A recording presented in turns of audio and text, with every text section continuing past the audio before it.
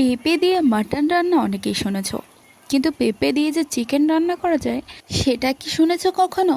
আমি সেই আজব কাণ্ডটাই ঘটিয়ে বসলাম। আগের দিন রাত্রেবেলায় গাছ থেকে মোট 4টে পেঁপে পাড়া হয়েছে।